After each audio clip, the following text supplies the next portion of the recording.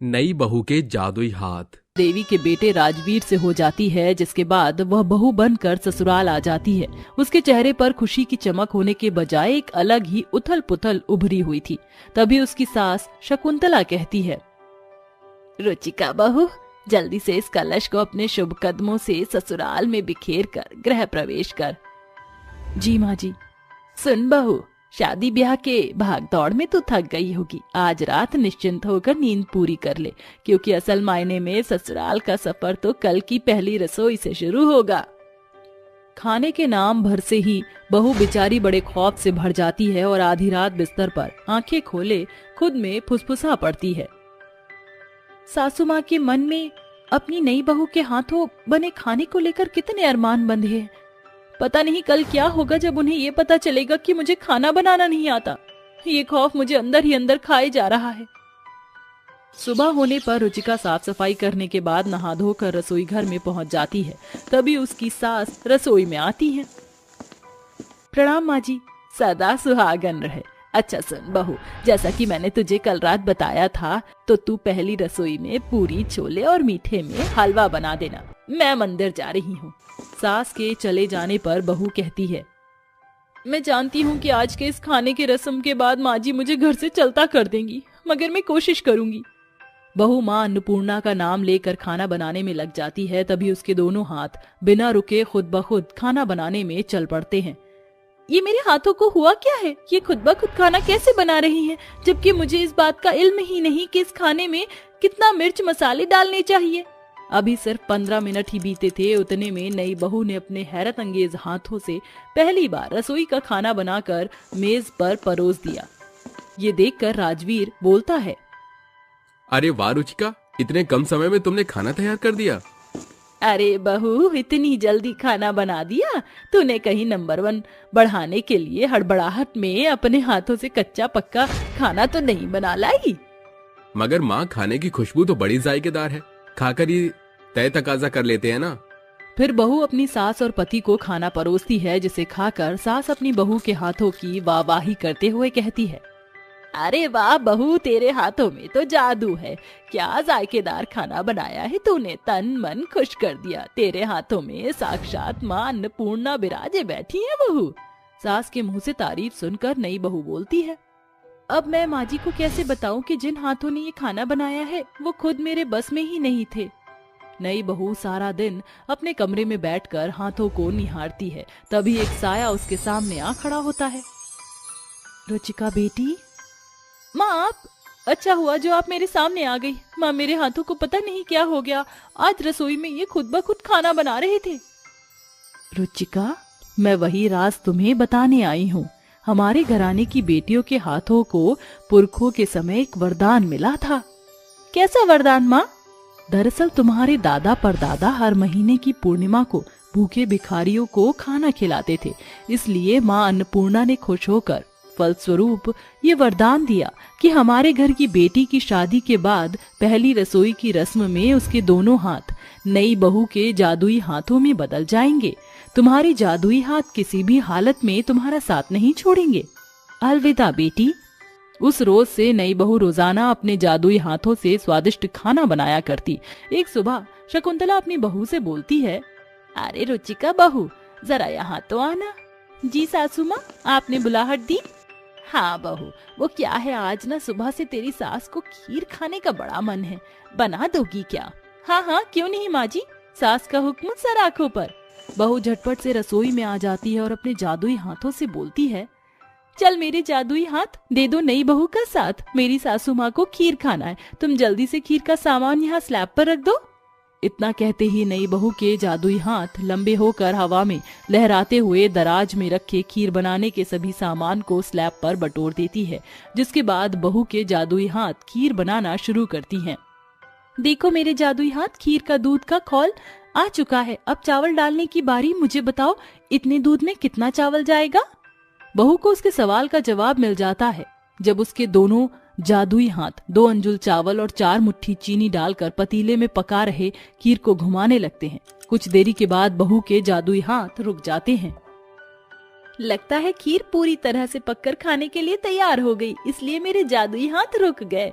फिर बहू एक कटोरी खीर लेकर अपनी सास के पास लाती है, जो मेज पर बैठी हाथ मलते हुए कहती है, अरे वाह बहू, खीर की खुशबू तो बड़ी ही लाजवाब आ रही थी। ऐसा लग रहा था जैसे रसोई में रसमलाई पक रही हो। जल्दी से परोस दे, खीर खाने के लिए मेरी जीभ लपलपा रही है। सास में शुमार खीर खाने की खुमारी देखकर बहू जोर जोर से हंस पड़ती है। तभी खीर की खुशबू से मांद कर मोहल्ले की औरतें शकुंतला के घर में घुस आती हैं। अच्छा अच्छा, तो ये खीर की खुशबू हमारी सखी शकुंतला के घर से आ रही थी। तू तो बड़ी चंट चटोरी निकली शकुंतला, अकेले अकेले ही नई बहू के हाथों का स्वाद चखे जा रही है। ला दे, अब तो ये खीर तो हम सहेलियों की खुराक बनेगी। ये देखकर अपनी सहेलियों के आगे सास के होठ जैसे सिल जाते हैं। बहू सभी को अपने हाथों से खीर परोसती है, जिसे खाकर पड़ोसन बोलते हैं, अरे वाह बहुत खूब नई बहू, तेरे हाथों में तो जादू भरा है। कसम से कहती हूँ, ऐसा लग रहा है कि खीर में अमृत घुल मिला हो। तेरे तो भागे खुल गए शकुंतला, जो इतनी गुणी बहू मिली है। बहू के हाथों के स्वाद के आगे तो बड़े बड़े हलवाई भी फीके पड़ जाएंगे। अरे तूने तो मेरे मुंह की बात छीन ली रज्जो, और लाखों में एक बहू मिली है हमारी सहेली को, तभी तो रोजाना इसके घर की रसोई से लजीज स्वादिष्ट खाने की खुशबू आती है। ऐसे ही दिन बीतते हैं। नई बहू अपने जादुई हाथों से सास की हर एक पूरी पकवान खाने की ख्वाहिश को मिनटों से पहले पूरा कर देती। फिर एक दिन राजवीर रात को जब घर लौटता है तो अपनी बीवी से बोलता है, रुचिका तुम्हें पता है, तुम जो मेरा टिफिन देती हो ना, ऑफिस का सारा स्टाफ मिलकर उसे सफा चट कर जाता है। इसलिए कल मेरे सीनियर शैलेश सर हमारे घर आ रहे हैं। उन्हें तुम्हारे हाथों का बना इंडियन कॉन्टिनेंटल खाना चखना है। क्या तुम बना पाओगी? हाँ राजवीर, मैं बनाऊंगी, आप उन्हें बुला लीजिए। अगले दिन बहू बाजार से खाना बनाने का सामान खरीद कर लाकर बोलती है, चलो मेरे जादुई हाथ, दो मेरा साथ, क्योंकि आज इस नई बहू को विलायती खाना पकाना है, जिसमें पास्ता, पिज्जा, मोमोज और नूडल्स जैसी चाइना टाउन का खाना है। इसलिए मुझे अपने जादुई हाथों की हेल्प की बेहद जरूरत है। बहू के दोनों हाथ तेजी में सब्जियों की काटा पीटी करके कॉन्टिनेंटल खाना बनाते हैं। एक जादुई हाथ से बहू नूडल्स बनाती तो दूसरे से पास्ता। कुछ देर बाद, शुक्रिया मेरे जादुई हाथ, तुमने मेरी बहुत हेल्प की। अब फटाफट से मेज पर खाना लगाती हूँ। थोड़ी देर बाद सभी चाय पीकर बैठकर खाना खाने लगते हैं और तभी राजीव का सीनियर शैलेश कहता है, भाई वाह भाभी, क्या कॉन्टिनेंटल खाना बनाया है। आप चाहें तो अपने हाथों के स्वाद से बड़े बड़े शेफ की छुट्टी कर दे। मजा आ गया। राजवीर, कल से तुम मेरे मैनेजर बनकर काम करोगे। Thank you so much sir. सभी जन मिलकर बहू की बड़ाई कर रहे थे, मगर बहू मन ही मन अपने जादुई हाथों का शुक्रिया अदा कर रही थी। शुक्रिया मेरे जादुई हाथ, तुमने ससुराल में पहले दिन से ही मेरी हेल्प की। तुम्हारे नपे तुले मिर्च मसाले से भरपूर खाने के स्वाद ने ही मेरे रिश्तों में मिठास घुल चुका है। नई बहू के हाथों के जादू से शकुंतला हर घर में पहचानी जाने लगी। अब राजवीर का पद भी ऊंचा उठ गया और ये केवल नई बहू के जादुई हाथों के भरपूर स्वाद के मेल मिठास से नामुमकिन हो सका। भिखारी ननद भाभी बनी करोड़पति। दौलतपुर गांव में चेताली और मिताली नाम की ननद भाभी रहा करती थी। मिताली का पति प्रवीण कपड़ों का थोक व्यापारी था, जो बड़े बाजार में होलसेल में कपड़े बेचा करता था। उनका जीवन कम में भी खुशी के साथ रहा करता था। ननद भाभी में बहनों जैसा प्यार था। चैताली, जरा दरवाजे पर देखो तो तुम्हारे भैया कहाँ रह गए? नहीं भाभी, भैया दूर दूर तक दिखाई नहीं दे रहे। ये सुनकर चैताली सुर्ख लाल साड़ी में सजी धजी हुई रसोई घर से बाहर आकर सोफे पर बैठ जाती है। तभी चैताली मुस्कुराते हुए कहती है, बेचारी मेरी भाभी, इतने घंटे लगाकर मेरे भ्राता श्री के लिए सजी धजी, लगता है भैया के आने तक आपके चेहरे का मेकअप मात दे जाएगा। चैताली, आज के दिन तो अपनी भाभी को मत सताओ। अरे भाभी, आज का दिन तो बेहद खास है, क्योंकि आज ही के दिन तो ठीक 3 साल पहले हम दोनों भाभी और ननद के नाते में बंधी थी। मैं भगवान की शुक्रगुजार हूँ जो मुझे माँ जैसी भाभी मिली। चैताली अभी ऐसा कह ही रही थी कि अचानक तेज आंधी तूफान उठ जाता है और बिजली की गड़गड़ाहट पूरे गांव में नगाड़े की नाई गूंज उठती है। ये देखकर मिताली घबरा कर कहती है, ये अचानक से मौसम को क्या हो गया, जाने प्रवीण कहाँ रह गए। मिताली अभी ऐसा कह ही रही थी, तभी फोन की घंटी पूरे घर में गूंज उठती है। चैताली झट से फोन उठाती है। तभी वह कुछ ऐसा सुनती है कि फोन झुंझलाहट के साथ उसके हाथों से छूट जाता है। क्या हुआ चैताली, फोन पर कौन था? भाभी, भैया। इतना कहने के बाद दोनों ननद भाभी भरी बरसात में नंगे पांव दौड़ती भागती हुई एक सड़क पर पहुंचती हैं, जहां खड़ी भीड़ को चीरते हुए वह देखती हैं कि प्रवीण बिजली की तारों में मरा पड़ा है। प्रवीण का चेहरा पीला पड़ चुका था। कुछ देर बाद बरसात तो थम जाती है, मगर ननद भाभी के आंखों के आंसू सूखने का नाम नहीं लेते। 2 दिन बाद, ये सब क्या हो गया भाभी? भैया हमसे दूर क्यों चले गए? शायद भगवान को हमारी खुशियां खल रही थी चैताली, इसलिए तो उसने क्षण भर में हमारे हंसते खेलते घर परिवार को क्षणभंगुर कर दिया। ऐसा कहते हुए ननद भाभी का दर्द उदास आंखों से फूट पड़ता है। तभी उनके दहलीज पर रईस रायचंद दस्तक देते हुए बरसाती बादल की तरह गरजते हुए कहता है, अरे ओ चैताली मिताली, कहाँ हो दोनों? बाहर आओ। इतनी भोर सवेर कौन हो सकता है? चलकर देखते हैं चैताली। अगले ही पल, अरे रायचंद साहब, आप यहाँ?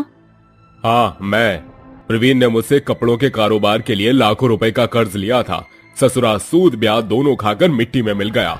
अब उसकी भरपाई तुम दोनों ननद भाभी करोगी। चलो उठाओ अपनी गठरी और निकलो यहाँ से।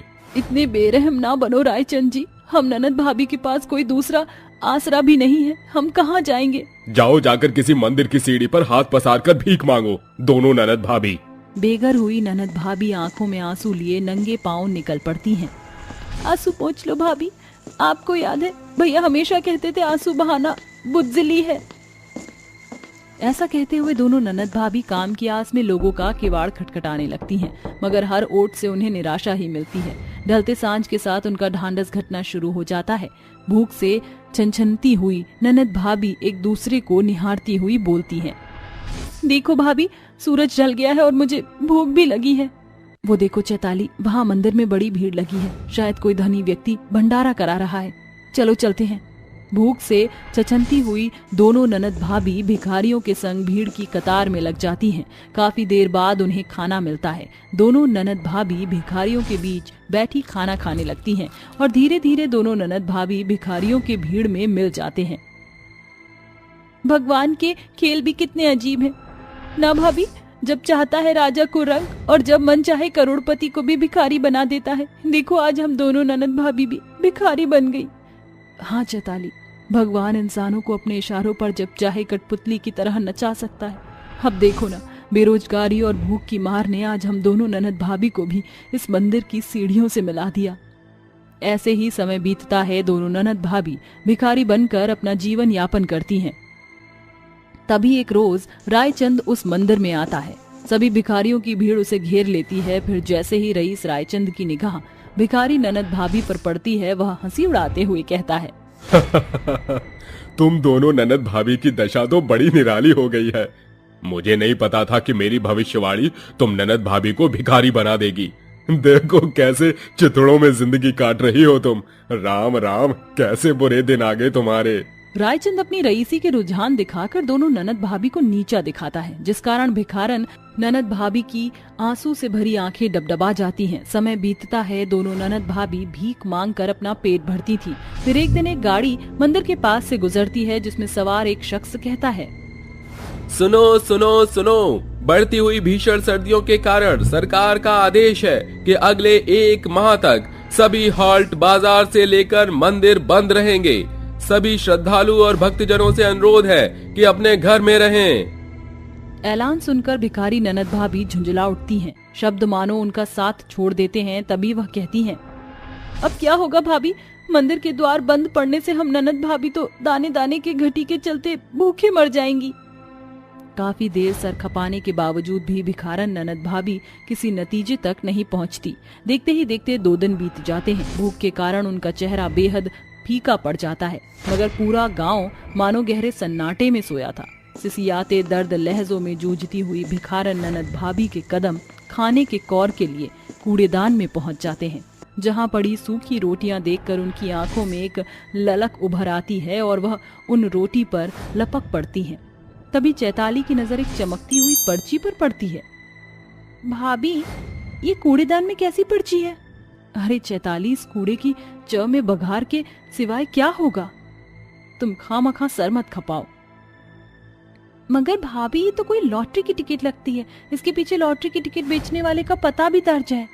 ये देखकर दोनों ननद भाभी के आंखों में एक आस उजागर हो जाती है, जिसके बाद भागती हुई उस पते पर पहुंचती हैं जहां रॉबिन नाम का एक शख्स लॉटरी की टिकट बेच रहा होता है। उसके चारों ओर बड़ी भगदड़ मची होती है। वह जैसे ही उसे लॉटरी की टिकट दिखाती है, रॉबिन खुशनुमा अंदाज में कहता है, बहुत बहुत बधाई आप दोनों ननद भाभी को। भैया आपकी पूरे 5 करोड़ की लॉटरी लगी है। रॉबिन के मुंह से इतनी बड़ी रकम सुनकर दोनों ननद भाभी की आंखें फटी की फटी रह जाती हैं। 5 करोड़? भाभी, मुझे तो अपने कानों पर भरोसा ही नहीं हो रहा कि हम दोनों करोड़पति बन गई। रॉबिन की सहायता से ननद भाभी की लॉटरी की रकम मिल जाती है, जिसके बाद वह रायचंद के कर्ज के बड़े बोझ को चुकता करके अपना घर वापस पा लेती हैं और उस मिट्टी पर एक आलीशान बड़े से घर की नींव रखती हैं, जहां ऐशो आराम की सभी चीज मुहैया होती है। और मुंडेर पर खड़ी पूरे गांव को निहारती हुई कहती हैं, देखो भाभी, एक बार फिर हम ननद भाभी के भले दिन आ गए हैं। अब हमें अपनी पेट की आग बुझाने के लिए किसी के आगे हाथ फैलाकर भीख नहीं मांगना पड़ेगा। हाँ चैताली, अब हमें दर दर की ठोकर खाते हुए भूखे प्यासे ठंड में ठिठुरना नहीं पड़ेगा और ना हमारे पाँव को पत्थर से ठेस लगेगी। इस तरह भिखारन ननद भाभी का जीवन अर्श से फर्श पर पहुंच जाता है। दुख जितना बड़ा हो, उसका प्रतिफल उतना ही बेहतर होता है। कल तक जो नंद भाभी भीख पर निर्भर थी, आज वह भिखारियों को निष्दिन खाना बांटती नजर आती हैं। ठंड में गरीब दर्जी की बेटी। वो गरीब दर्जी आंखें गड़ाए हुए सिलाई मशीन पर बैठी लोगों के कपड़े सिल रही थी कि अचानक से उसके हाथ रुक जाते हैं। लाख लोगों के कपड़े सिलकर भी अब तक घर का किराया नहीं जुड़ा और मकान मालिक ने मुझे कल तक की मोहलत दी है। क्यों भगवान, मेरी किस्मत पर अपनी कलम चलाकर मुझे गरीब बनाकर क्या मिला? अब बस कल इस लाचार माँ की लाज रखना। जैसे तैसे रात गुजरती है कि सवेरे की किरण छटते ही मनचंद जोर जोर से दरवाजा पीटकर बोलता है,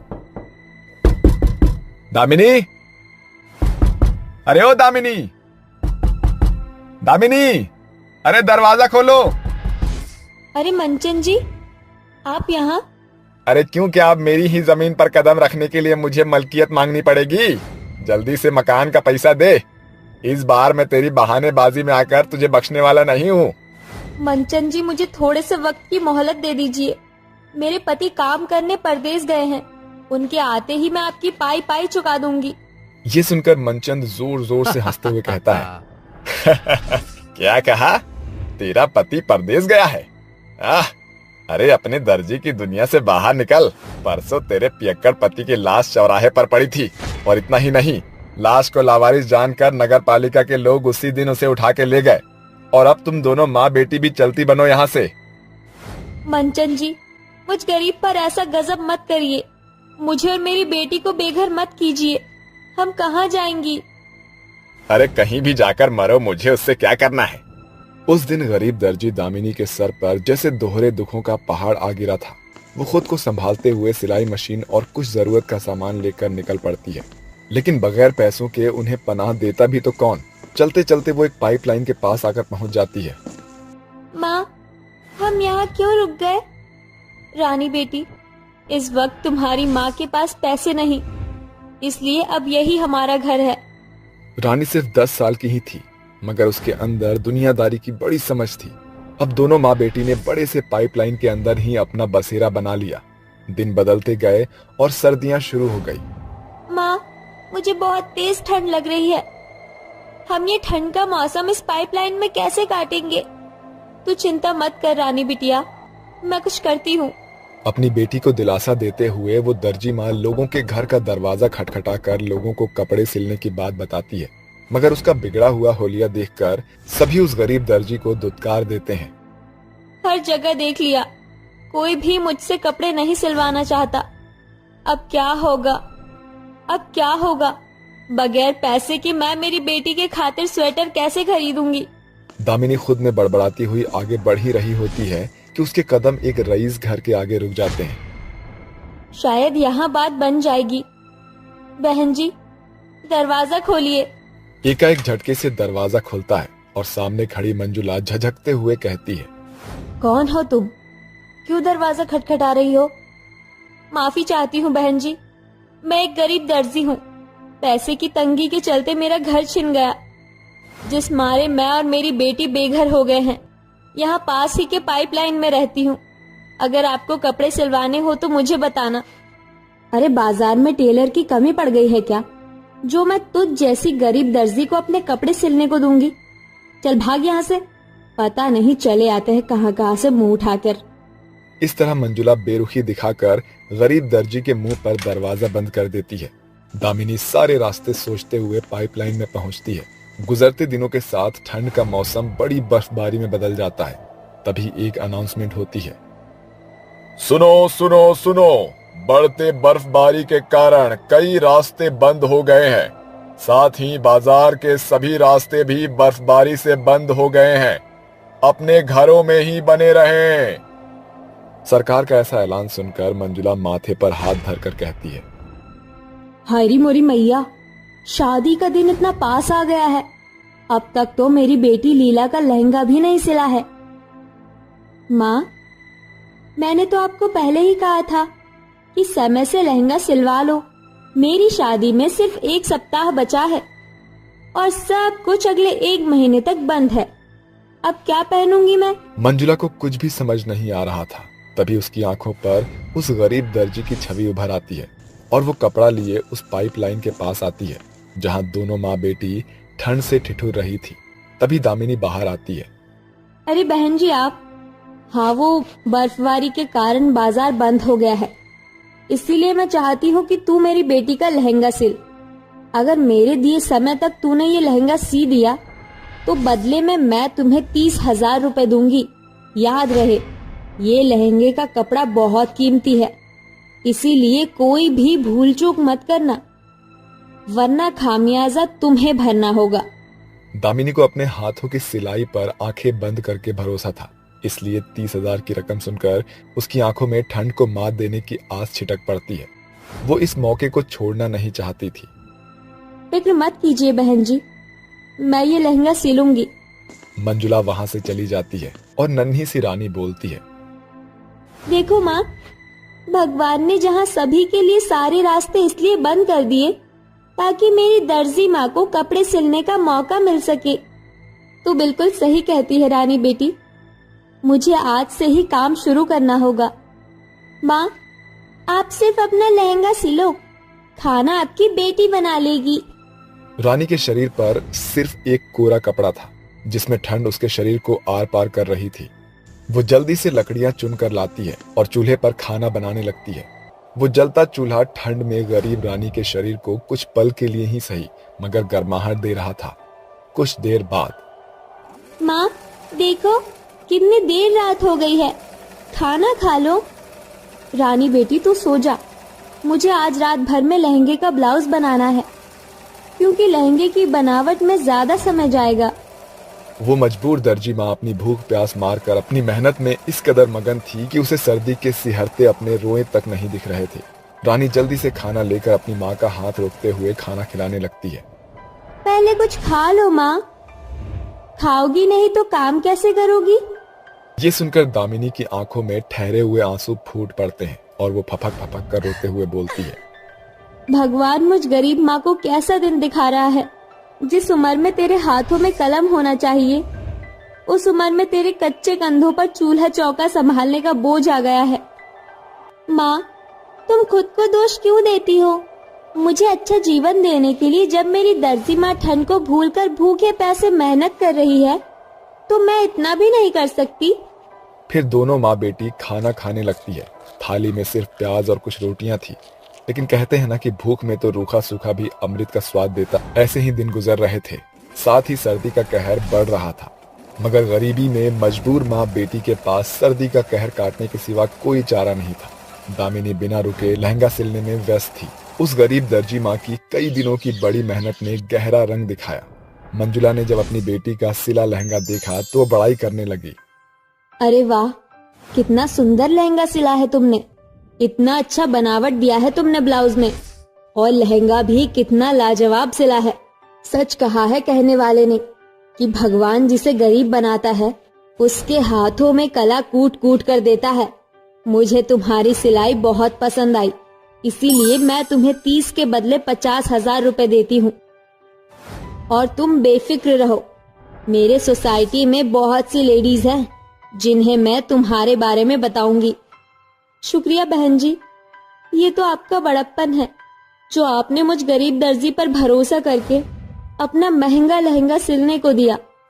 आखिर में उस गरीब दर्जी माँ को उसकी सिलाई के मूल के पूरे 50,000 रुपए मिले, जिससे वो पाइपलाइन से निकलकर एक किराए का कमरा लेकर सर्दी के संसाधन भी खरीद लेती है। देखो रानी बेटी, तुम्हारी दर्जी माँ ने तुम्हारे लिए 4 दीवारी का कमरा ले लिया। अब हमें ठंड में और नहीं ठिठुरना पड़ेगा और ना कोहरे का कहर काटना पड़ेगा। माँ, क्या अब मैं स्कूल जा पाऊंगी? हाँ मेरी बेटी। अंत में गरीब दर्जी माँ ने अपनी बेटी को स्कूल में दाखिला दिलाया और लगातार पूरे लगन से मेहनत करती चली गई। इस तरह गरीब दर्जी माँ बेटी का संकरा सफर मेहनत से सफलता की सीढ़ियां चढ़ते चला जाता है। ठंड में भुट्टा बेचने वाले सास ससुर। मुबारकबाद नाम का एक शहर था जहां गांव की बस्तियां भी बसी हुई थी। वहीं रुपेश नाम का एक गरीब किसान था जिसके भुट्टे के खेत थे। उसके घर में उसकी पत्नी सरिता और 7 महीने की गर्भवती बहू सोनम थी, जिसके 4 महीने पहले ही पति का स्वर्गवास हो गया था। ऐसे में घर में एक अजीब सा वातावरण फैल जाता है, क्योंकि सोनम एक बच्चे को जन्म देने वाली थी। वहीं उसके साथ उसका पति नहीं था। घर में खर्चे चलाने के लिए आमदनी खत्म हो चुकी थी और 1 महीने से रुपेश के खेत के भुट्टे बिके नहीं थे। सब आंगन में बैठे चाय पी रहे थे कि रुपेश कहता है, अब क्या होगा, जेब में महीनों से एक भी पैसा नहीं आया और हमारे पुराने ग्राहक जो मक्का का आटा बनाने के लिए हमसे भुट्टे ले जाते थे, उन्होंने भी लेना बंद कर दिया। ऐसे में हमारे अनाज खराब हो रहा है और घर में पैसे नहीं है। क्या करूं, कुछ समझ नहीं आ रहा। इसी सोच में मैं डूबी जा रही हूँ जी कि अब क्या होगा। हमारे घर का चिराग भी आने वाला है और कोई इंतजाम नहीं है। बहू के लिए पौष्टिक आहार भी नहीं बन पा रहा। माँ जी, आप इतना मत सोचिए, मैं बिल्कुल ठीक हूँ, मुझे कुछ नहीं चाहिए। बहू, तुझे नहीं चाहिए लेकिन तेरे होने वाले बच्चे को तो चाहिए, और इस समय तुझे और बच्चे को ताकत की चीज खानी चाहिए जो कि हम तुझे दे नहीं पा रहे हैं। काश हम कुछ और काम करके पैसे ले पाते तो घर की सारी दिक्कतें खत्म हो जाती। पापा जी, मेरे पास एक तरकीब है, क्यों ना हम भुट्टो को भूनकर बेचना शुरू कर दें। इससे कुछ भुट्टो की बिक्री तो होगी, क्योंकि इतने सारे भुट्टे काम में नहीं आए तो वो खराब हो जाएंगे। बेहतर होगा हम इन्हें नींबू नमक लगाकर बेचना शुरू कर दें, और ठंड में हर कोई भुट्टो का मजा लेना चाहता है। अरे हाँ बहू, ये तो तूने बहुत अच्छा सुझाया। कुछ नहीं तो 150-200 का खर्चा तो आएगा। हम दोनों भुट्टो को मिलकर बेचेंगे, क्यों जी? अरे नहीं नहीं माँ जी, आप परेशान मत होइए, मैं भुट्टे बेच सकती हूँ, मैं ही जाऊंगी बेचने। नहीं बहू, ऐसी अवस्था में हम तुम्हें बाहर भुट्टे बेचने के लिए नहीं भेज सकते। ना तुम आराम कर पाओगी, ना बच्चे को आराम होगा। तुम घर पर रहना। अपने सास ससुर को इतना भी बुरा मत समझो कि वो कुछ कर ना पाए। हमसे भी ज्यादा बूढ़े लोग बाहर काम करते हैं। हाँ बहू, तेरे ससुर जी बिल्कुल ठीक कहते हैं, हम बेच लेंगे, तू टेंशन मत ले। जी माँ जी। इस तरह सब अपना काम करते हैं। अगले दिन सास ससुर खेत में भुट्टे तोड़कर 3 बजे जाकर ही मंडी में भुट्टे बेचना शुरू कर देते हैं। सरिता कोयले की आंच बढ़ाने के लिए छोटे से पंखे से हवा कर रही थी और ससुर आवाज लगाता है, आइए आइए, गर्मा गर्म भुट्टे लीजिए, काले नमक से तैयार, सारा नींबू लगाकर खाइए चटपटा भुट्टा। आइए आइए, मोटा ले लीजिए, सिर्फ 10 रुपए का एक भुट्टा, 10 रुपए का एक मसाला भुट्टा। आहा, भुट्टे का नाम सुनकर ही खाने का मन कर गया।